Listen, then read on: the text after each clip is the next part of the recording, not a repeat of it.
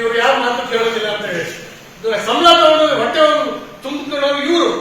ನಾನು ಇಲ್ಲಿ ಸರ್ಟಿಫಿಕೇಟ್ ತಗೊಂಡು ಜನರಿಂದ ಯೋಗ್ಯತೆ ಇಲ್ಲ. ನಾವೇನ್ ಮಾಡ್ಬೇಕು?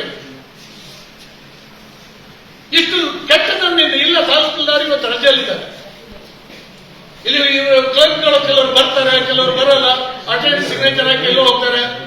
ನಿಮ್ಮ ನಾಡ ಕಚೇರಿ ಸೇರಿಸಿದ್ದಾರೆ, ಒಬ್ರು ನೆಟ್ಟ ಕೆಲಸ ಮಾಡೋದಿಲ್ಲ.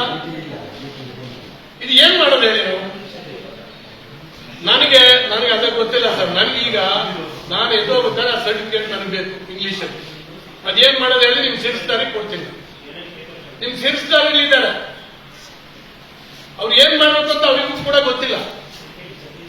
ಫೈಲ್ ಬಂದಿದ್ದು ಕಳೆದೋಗುತ್ತೆ. ಅದೇ ನಾನು ಎದ್ದೋಗಲ್ಲ. ಇವತ್ತು ಸಂಜೆ ಅವರು ಇಲ್ಲೇ ಕೂತ್ಕೊಂಡಿರ್ತೀನಿ, ಕೊಡಿ ನಾನು ಹೋಗ್ತೀನಿ. ಹೆಂಗಿದು ಹೆಂಗೆ? ನಮ್ಗೆ ಮಾನವ ಮರ್ಯಾದಿಲ್ವಲ್ಲ. ಜನಕ್ಕೆ ಈ ರೀತಿ ಹಿಂಸೆ ಕೊಡ್ತಾ ಇದೆಯಲ್ಲ ಈ ತಾಲೂಕು ಆಫೀಸ್.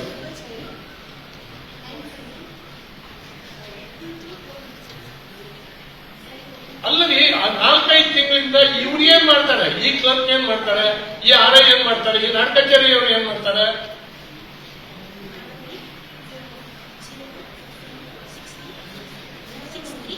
ನನಗೇನಪ್ಪ ಗೊತ್ತಿಲ್ಲ. ಫೈಲ್ ಯಾರು ಬರಲಿ? ಫೈಲ್ ಎಲ್ಲಿ ನಮ್ಮ